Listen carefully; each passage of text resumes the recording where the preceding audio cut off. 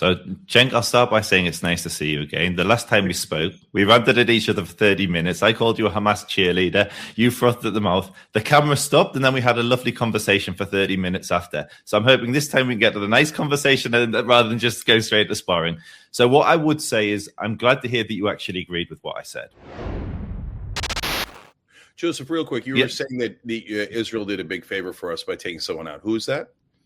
Khamenei. Oh, yeah. No, Ali. Exact opposite. Yeah. All right. So I'll weigh in. So first, the reason why I get along with everybody off air is because it's not personal. Like, I'm sure that if Joseph and I were watching a soccer game, World Cup game, we'd get along great. Right. And so it's about these super important issues of life and death and war and genocide. It's performative. So, no, it's not at all performative. Well, I don't know. Are you involved in the genocide? Are you I don't believe there is a genocide. Are you murdering them? I don't believe Palestinians have been raped. Unlike you, Cenk, I actually deal with Palestinians on a daily basis. So it's like you can say what you like. I think also you don't believe in a two-state solution anymore after October 7th. So if I remember correctly. Absolutely not. I think Palestinian nationalism and Zionism or Israeli nationalism cannot coexist. I think the best chance that the Arabs and the Jews have at living in peace is to live in one state with equal laws for all. I believe that should be Israel because I believe we've seen what happens under Hamas. I'll give you an example just because it's no, wait. It's like 28 things for me to respond to. But are you saying that you're willing to live in a democracy with all the Palestinians in the West Bank and Gaza? I would say Judea and Samaria, not Gaza. I think Gaza is separate. I think the people who live in Gaza and the people who live in Judea and Samaria culturally very different now because of 20 years of Hamas. But just we can pivot, we can go to genocide. But what I was going to say is if I go to, say, I was making a video a couple of days ago. I wanted to go to Shuafat, which is a refugee camp. It's not a refugee camp. It's been there for decades. And there's not, but ignoring that, I couldn't go in there because I'm Jewish. If I went in there, I'd be killed. This is a neighborhood in Jerusalem. Almost everyone in that so-called camp works in Jerusalem. And they deal with Jews every day. But if the Jew goes in there, they're going to be lynched and have been lynched. And so I believe the only chance there is for us to coexist in this land, in Israel, is if the Jews and the Arabs live under Israeli law. There is a law that bans Jews from being Palestinian citizens. There is no such law for Arabs. Arabs occupy every level of society, and so they should. And you can shake your head, Cenk, but I live here, and you're mistaken. Yeah. Okay, so look, first of all, I was just trying to be nice, and I always try to be nice off air. But if you're going to call accusing me of rape, no. I was saying, hey, I'm good with talking to everybody, and I'm okay with it, etc. And you said no, it's performative, and I said, why? Are you doing the genocide? Are you doing the rape of the Palestinians? Are you doing the murdering of the Palestinians? Because if you are, then I hate you. You're defending it. I don't know what to do about that. Rabbi Shmuley, am I supposed to shake his hand after a debate? Am I not supposed to shake his hand? I don't know. Am I supposed to hate you guys? Do you want me to hate you? Because I can hate you. I mean, if you're saying, hey, I love genocide and I think the Palestinians are no big deal and I love that we murdered 23,000 of their kids, then yeah, I hate you. So is that what you're saying? So what I'm saying is very simple. The people that actually hate me and would chop my head off. Would chop your head off, Cenk, for the same reason. For the same reason, you're a murtad. You are a murtad. You are a murtad. They would, of course, I'm not. Any child that dies is tragic. Be they Arab, Jewish, Christian, Muslim. A child is innocent. And so any death is tragic. It's a genocide, and what Israel did is terrible, right? Okay, is it terrible? Is it terrible that Israel murdered 23,000 kids? Terrible. It's a very simple question, Joseph. I was trying to like you, but I'm going to hate you if you tell me that murdering 23,000 kids is no big deal. It was just necessary. So was Israel wrong? Was it a terrible action to murder those 23,000 kids or not? Those children is one of the biggest tragedies this land has known. And the numbers are too high, but ignoring the numbers, I don't want to debate statistics. If there's 1,000, 5,000, 10,000, 15,000, it's too many. It's too many. And the death of those children is tragic. The difference between me and you is that I attribute the blame to Hamas, Islamic Jihad, to Sisi, who locks the border. Why is it that every other war has millions of refugees? Oh, no, Cenk, slow down. Now I talk. Why is it that 16 of these minutes. Cenk, Why is it that every single war has millions of refugees, millions, Ukraine, Afghanistan, Syria? Sisi locks the border. I know Palestinians that have escaped Gaza. I know them personally. They pay $10,000 a bribe to get out of the land. $10,000. You can shake your head. Why are there no refugees? Why were the women and children condemned to live in a war zone? Why is it Israel's responsibility to move hundreds of thousands of civilians at a time? I got it. We agree it's tragic. Okay, now I talk for a long time because you put out 100 nonsense, monstrous things. Okay, so number one, the Palestinians are not responsible for their own murders. The people who did the murdering are the ones that are responsible. And there is absolutely no question about who did the murdering, and that is the Israelis. And they didn't do it accidentally. And as one of the most disgusting lines in human history is from Golda Meir, a former prime minister of Israel, when she said, "We'll never forgive the Palestinians for making us kill their children." The Palestinians never made the Israelis kill their children. The Israelis chose, in their infinite barbarism, to constantly murder the children, the parents, the grandparents of their neighbors, and to steal their land. They stole 53% of Gaza. They're on their way to stealing 68% of Gaza. They want to steal the West Bank. They're stealing southern Lebanon as we speak. These are all empirical. They're all on the map. There's no question. They're saying we are going to take to the Litani River in Lebanon, and they have already pushed out 1 million Lebanese because they don't care about Muslims. They don't care about Christians. The only thing they care about is, the mighty Israeli Jews, and we're going to take all your land, and we're going to murder your kids, and then we're going to blame you for making us murder your kids. It's disgusting. It's disgusting. And they say, okay, now back to this war. They say, we need this war for Israel. Oh, my God, we're so unsafe. And every time you ask them, why do you want me to do more war? Why do you want me to finance genocide? They say, oh, my God, we had to murder all of our neighbors because we're so afraid, whatever he said, and I got to chop their head off. Yeah, no, every Israeli is constantly like, we're about to die. We're about to die. That's why we had to kill everyone. No, you're not about to die. You have a nuclear weapon, and everyone knows you will use it. Everyone knows you are the most barbaric nation in the Middle East, and that you wouldn't hesitate to do a genocide because we just saw it. You wouldn't hesitate to attack and kill your neighbors because we just saw it 7 times.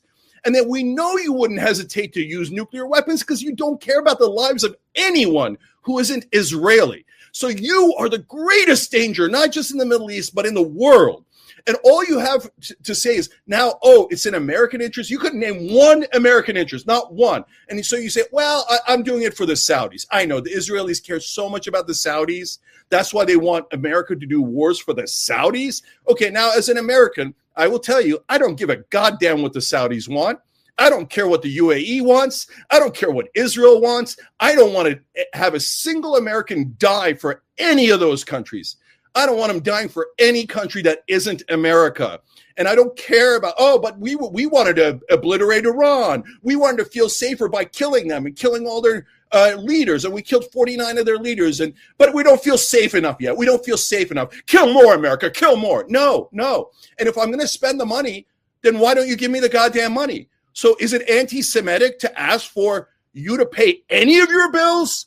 Or unless you rob us blind, we're all anti-Semites? No, why don't you fight your own goddamn wars? You're good at murdering people. We've given you infinite money. We've given you infinite weapons. When is it ever enough? Jesus Christ.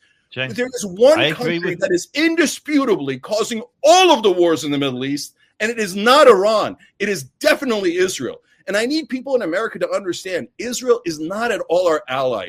The only reason why that propaganda exists is because not only did they buy off 94% of our politicians and every president in my lifetime, and number one lifetime donor to Joe Biden and Donald Trump and every congressional leader is the Israeli lobby. And then when you say that, how much have they given, Cenk? How much? Collectively, AIPAC and the Israeli lobby has given over $1 billion. And in the last cycle, they were the number one donor, giving over $120 million. And the liars who work for, hold on, I'm almost done. And the liars who work for Israel on cable news and mainstream media go, yes, it's true that they bought off almost all of Congress and all of our leaders, but you're not allowed to say it because we'll call you an anti-Semite and try to ruin your life because there's a bunch of thugs and terrorists inside America that work for Israel, and their job is to terrorize all Americans who disagree, grab your wallet, steal it, start another war, and murder kids and murder people with it. And the Khamenei that you brag so much about, oh, Israel murdered Khamenei for you. Khamenei had a fatwa that said that they are not allowed to build a nuclear weapon. A fatwa is a super they had 60%. Hold on. And what you guys say, oh, Hamas has it in their charter. The charter, if they wrote it down, it's the most important thing. They're going to kill us all. Well, Khamenei wrote down in the most important religious document, we are not to have a nuclear weapon. And when it's inconvenient for you guys, all of a sudden you go, oh, fatwas don't matter. Nothing you wrote down matters. Murder the Iranians, America. You have to pay for it, America. That's what you guys look like. So if you want our hatred, Joseph, mission accomplished. Okay. So a lot to respond to, but a few little points to add in. You accuse Israel of buying off America. Yes. Qatar gave your favorite president $400 million jet. I don't. They gave six. I'm against slow it. Down. Easy. Slow Easy. down. I'm against it. Slow down, Habibi. Slow down. Yeah, and that's $400 million. You guys have given billions. Slow down. They've given $7 billion to universities. Qatar invests billions, but nobody makes the slur that accuses Qatar of controlling America. People like you will never say that. It's only the Jewish. It's only the Jews of America. Question on that. Zero. In the donors, this Qatari Can money. I don't want to. Yeah. Sorry. Genuine question on the Qatari money for the politicians. Do you have a number on that relative to pro-Israeli donors or lobbying groups? Is there a number on that? Not universities. What I understand, since they've started giving money to American universities, it's around $6.7 billion. No, please fact check that on that. See not the politicians, the universities. There are two different ways. Slow down, Cenk. Slow down. I let you speak. No, you can't. I stop and I listen to you. I listened to you rant and I smiled and listened. Right, please give me the same service. Go ahead. There are many ways you can influence a nation. You can influence it through politicians. You can capture the culture through media, through universities, through education. There are many ways of influencing a nation. Qatar are definitely embarked on a campaign of influencing America. But people like you will never focus on that. You isolate the Jewish state and focus on Israel alone. Now, as you well know, most of the money that flows into American politicians is coming from American citizens, most of them Christian. An inconvenient fact. It happens to be that many Christians in America believe, and you can shake it, everybody is well aware of the evangelical support of Israel from American Christians. And they have just as much a right as you do to voice their support, to finance and fund those. I'm sure you've given money to Palestinian causes, and they have the right to support and push their money wherever they deem necessary. But to bring it back to what is far more important to me, which is the actual accusation of genocide, which is one of the most perverse, it's a projection. You, Mr. the Young Turks, naming yourself after genocide, is claiming you're a proud American while running an organization called the Young Turks is disgusting. My family were actually genocided. The population of Europe was reduced 2/3. The population of Gaza has grown. Yes, there has been a major conflict, and Israel has been faced with one of the most complex battle arenas in recorded history, one of the most densely populated places on earth where we were forced to fight. We risked our own soldiers by putting troops. Of course we were. They kidnapped our people, Cenk. Is it that quick? Is it that easy for you to forget the hostages, the young babies that were kidnapped, the Holocaust survivors? Yeah. I kept my mouth shut, Cenk. Do the same. I said keep going. Okay. And so we've seen incredible devastation on Gaza, and it's tragic. 70% of the buildings have been damaged or destroyed, according to the United Nations. Now, 70% of the people have not been destroyed.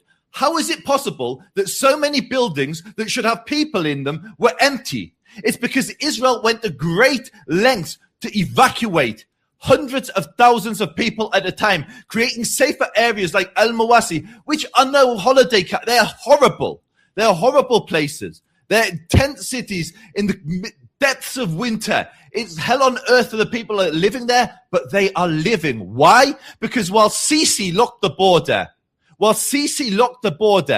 Hamas hid behind civilian infrastructure, Al-Shifa, Italian hospital, etc. You know, I know.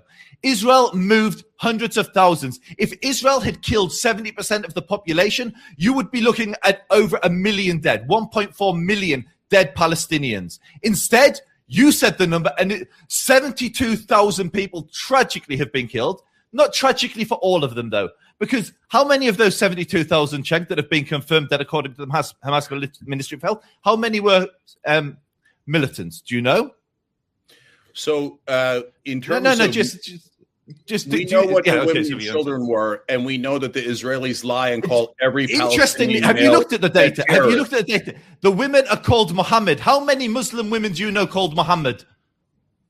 What on God's green earth are you talking about? Are you not aware that at least 60% of the dead are women and children? Are you now making it up that it's not women and children who are massacred and slaughtered by your disgusting Israeli military?